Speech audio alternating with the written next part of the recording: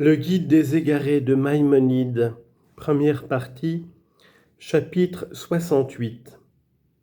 Tu connais cette célèbre proposition que les philosophes ont énoncée à l'égard de Dieu, à savoir qu'il est l'intellect, l'intelligent et l'intelligible, et que ces trois choses en Dieu ne font qu'une seule et même chose, dans laquelle il n'y a pas de multiplicité. Nous aussi, nous en avons déjà parlé dans notre grand ouvrage, car c'est là la base de notre religion, comme nous l'y avons exposé. Et je veux parler de ce qu'il est un seulement, et qu'aucune autre chose n'est en relation avec lui, c'est-à-dire qu'il n'y a rien d'éternel que lui. C'est pour cela qu'on dit « Hay Adonai » par le Dieu vivant, et qu'on ne dit pas « He Adonai » par la vie de Dieu, car sa vie n'est rien d'autre que son essence, comme nous l'avons déjà expliqué en écartant les attributs. Sans doute celui qui n'a pas étudié les livres traitant de l'intellect, qui n'a pas saisi l'essence de l'intellect, qui n'en connaît pas le véritable être et qui n'en comprend qu'autant qu'il comprend de l'idée de blanc et de noir, aura beaucoup de peine à comprendre ce sujet. Et quand nous disons que Dieu est l'intellect, l'intelligent et l'intelligible, ce sera pour lui comme si nous disions que la blancheur, la rose blanchie et ce qui blanchit sont une seule et même chose. Et en effet, combien y a-t-il d'ignorants qui se hâteront de nous réfuter par cet exemple et par d'autres semblables ? Et combien même y en a-t-il qui, tout en prétendant à la science, trouveront cette chose-là difficile et croiront qu'il est au-dessus de notre esprit d'en reconnaître la vérité absolue. Cependant, c'est là un sujet démontrable et évident, selon ce qu'ont exposé les philosophes métaphysiciens, et je vais te faire comprendre ce qu'ils ont établi par la démonstration. Sache que l'homme, avant de penser une chose, est intelligent en puissance. Mais lorsqu'il a pensé une certaine chose, comme par exemple lorsqu'il a pensé la forme de ce bois en question, qu'il a abstrait ce qui en est la forme de ce qui en est la matière, et qu'il s'est figuré la forme abstraite, car c'est en cela que consiste l'action de l'intellect, il est devenu intelligent en acte. L'intellect qui a passé à l'acte est lui-même la forme du bois abstraite dans l'esprit de l'homme.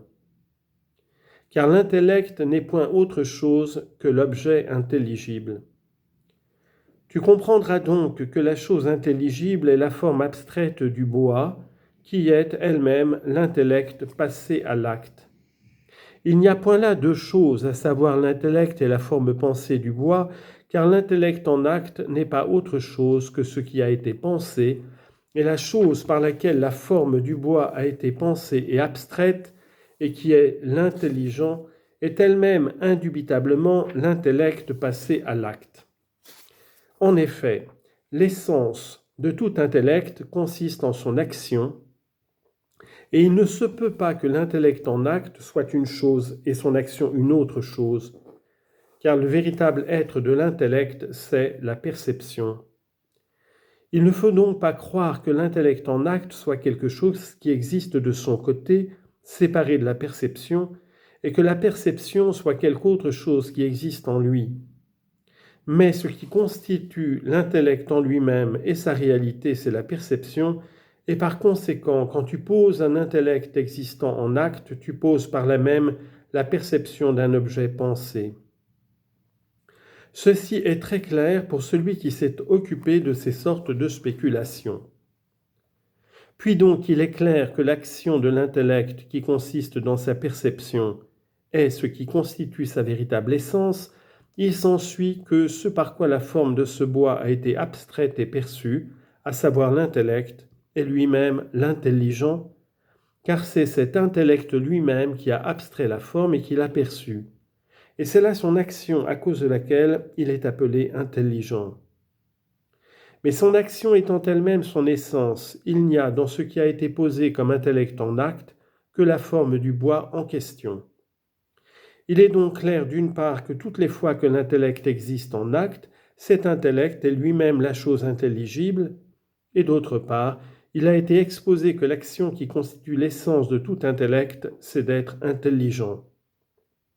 D'où il s'ensuit que l'intellect, l'intelligent et l'intelligible sont toujours une seule et même chose toutes les fois qu'il s'agit d'une pensée en acte. Mais lorsqu'on pose une pensée en puissance, il y a là nécessairement deux choses, l'intellect en puissance et l'intelligible en puissance.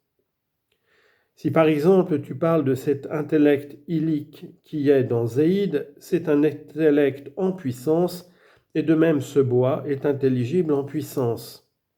Et il y a là indubitablement deux choses.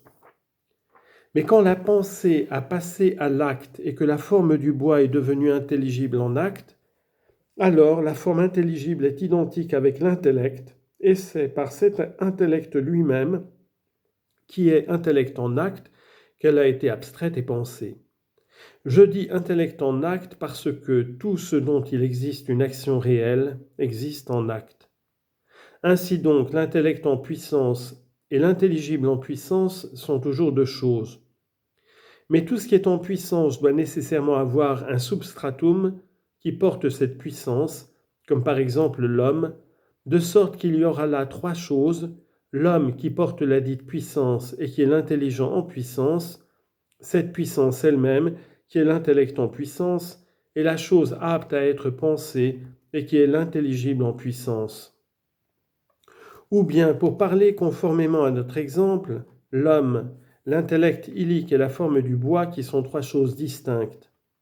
Mais lorsque l'intellect est arrivé à l'acte, les trois choses ne font plus qu'une seule, et on ne trouvera jamais dans l'intellect et l'intelligible deux choses différentes, si ce n'est lorsqu'ils sont pris en puissance.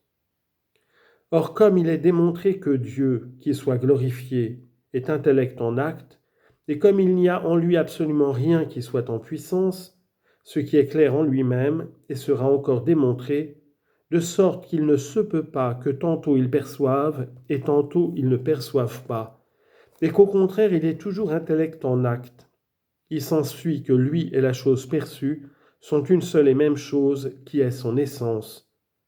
Et d'autre part, cette même action de percevoir pour laquelle il est appelé intelligent est l'intellect même qui est son essence.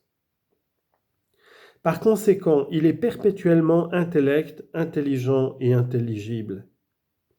Il est clair aussi que si l'on dit que l'intellect, l'intelligent et l'intelligible ne forment qu'un en nombre, cela ne s'applique pas seulement au Créateur, mais à tout intellect. Dans nous aussi, l'intelligent, l'intellect et l'intelligible sont une seule et même chose toutes les fois que nous possédons l'intellect en acte. Mais ce n'est que par intervalle que nous passons de la puissance à l'acte.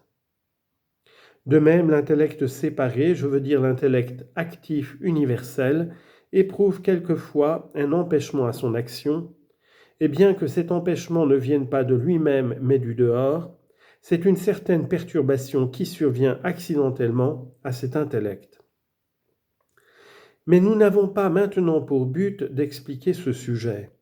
Notre but est plutôt d'exposer que la chose qui appartient à Dieu seul et qui lui est particulière, c'est d'être toujours intellect en acte et de n'éprouver aucun empêchement à la perception, ni de lui-même, ni d'autre part. Il s'ensuit de là qu'il est toujours et perpétuellement intelligent, intellect et intelligible. C'est son essence même qui est intelligente, c'est elle qui est l'intelligible, et c'est encore elle qui est l'intellect, comme cela doit être dans tout intellect en acte. Si nous nous sommes souvent répétés dans ce chapitre, c'est parce qu'il s'agissait d'une chose que les esprits conçoivent très difficilement.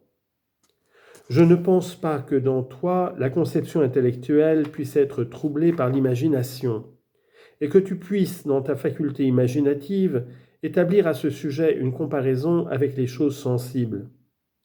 Car ce traité n'a été composé que pour ceux qui ont étudié la philosophie et qui connaissent ce qui a été exposé au sujet de l'âme et de toutes ses facultés.